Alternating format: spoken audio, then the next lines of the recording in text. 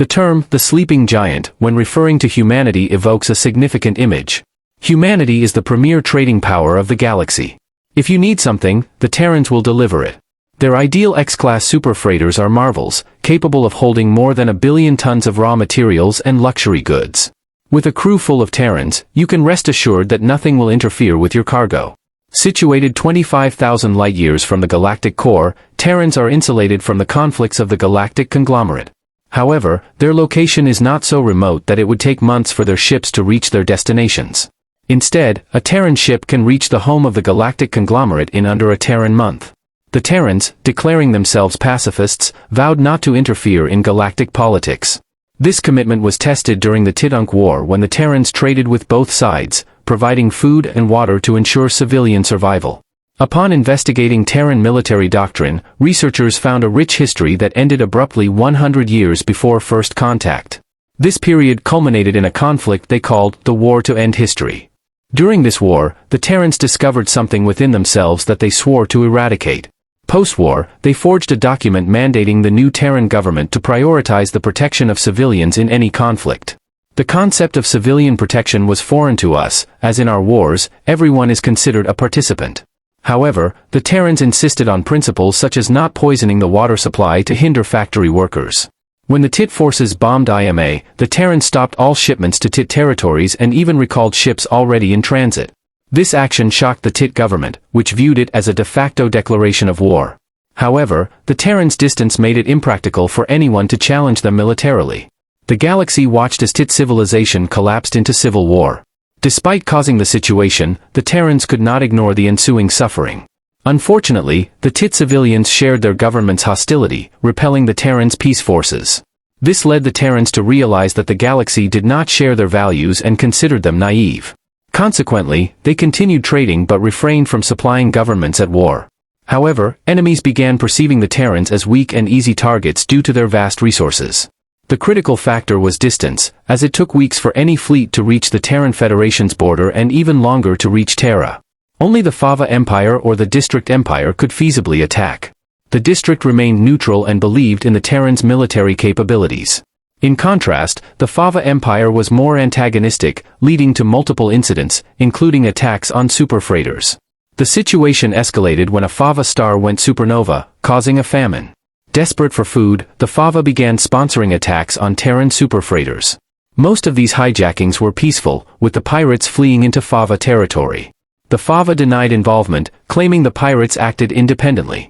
Suspicious, the Terrans lightly armed their superfreighters, sparking a proxy war with the Fava, who did not realize they were in a proxy war. The conflict intensified when the Fava committed a grievous act by massacring a Terran crew overnight. The Faja were no longer sheltering pirates but terrorists. Consequently, the Terrans demanded the immediate surrender of the pirates responsible for previous attacks, along with the commander of the pirate organization. The Faja, pretending ignorance, claimed they were unaware of any such activities and insisted that the pirates were not a unified group. Unimpressed, the Terrans warned the Faja royals that failure to hand over those responsible for the deaths of 578 Terran crew members would result in war. The Faja queen mockingly refused, knowing that those responsible were high-ranking commanders within their own ranks. These commanders, despite their orders not to kill Terran crew members, had to be protected due to their importance and strong kinship ties within the Faja hierarchy. The Faja fleet, recently reinforced from previous conflicts, mobilized quickly. Within 6 months of the war's onset, they deployed their war fleets, which took a longer, more covert route to avoid Terran scanners. This strategy allowed them to catch the system of fails off guard, resulting in a devastating but not complete destruction of the system. This attack was intended as a message to the Terrans. The Faja could strike anywhere and claim victory. However, this attack only fueled humanity's resolve. A statement by a Terran diplomat, published widely, hinted at the awakening of a metaphorical giant of war, urging that it remain dormant to avoid further conflict. Initially, the speech's meaning was unclear, leading to various interpretations. Eventually, it was understood as a warning about the Terrans' war capabilities, supported by reports of large fleets moving within Terran space. These reports were initially dismissed as mere superfreighters transporting steel.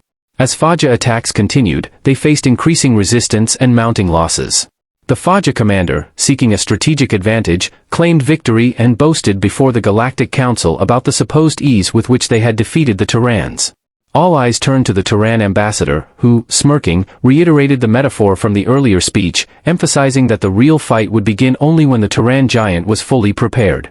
The Faja ambassador mocked this statement, showing overconfidence and misunderstanding of war dynamics.